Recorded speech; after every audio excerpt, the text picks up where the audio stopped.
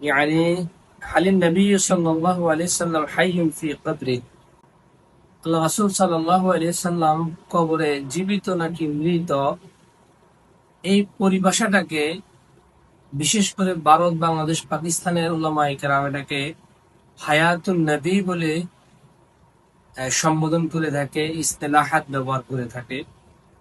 তো আমরা জানার চেষ্টা করব আল্লাহ রাসূল সাল্লাল্লাহু আলাইহি সাল্লাম তিনি কবরে জীবিত নাকি মৃত, আর এই সম্পর্কে আহলে সুন্নাত ওয়াল জামাতের আকীদা কি। আল্লাহ রাসূল সাল্লাল্লাহু আলাইহি সাল্লাম কবরের মধ্যে তিনি জীবিত রয়েছেন,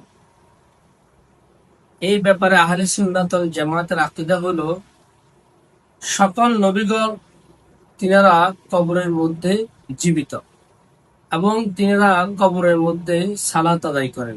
এই সম্পর্কে আমি কোরআন এবং হাদিসের আলোকে দলিল পেশ করছি।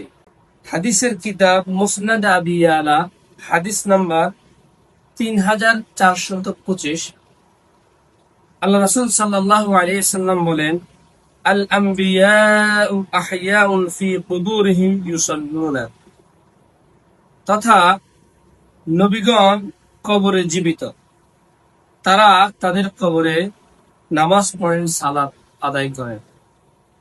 এই হাদিসের ব্যাপারে মুহাদ্দিসিনে কেরাম তিনারা বলেছেন এই হাদিস সহিহ, যিনাদের তাহকিক করার প্রয়োজন তিনারা তাহকিক করে নেবেন। এরপরে নবীগণ কবরে জীবিত এবং তিনারা কবরে সালাত আদায় করেন, এই ব্যাপারে মুসলিম শরীফের আরেকটি হাদিস, হাদিস নাম্বার হচ্ছে 6052 নম্বর হাদিস, যে মারারতু আলা মুসা ওয়া হুয়া ইউসাল্লি ফি কবরি, يعني مررت ليلة الإسراء।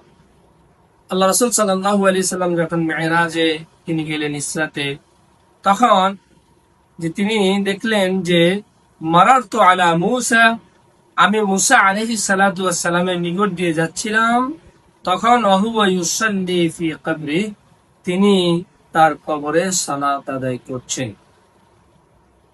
তাহলে নবীগণ কবরে জীবিত, তিনারা কবরে সালাত আদায় করেন।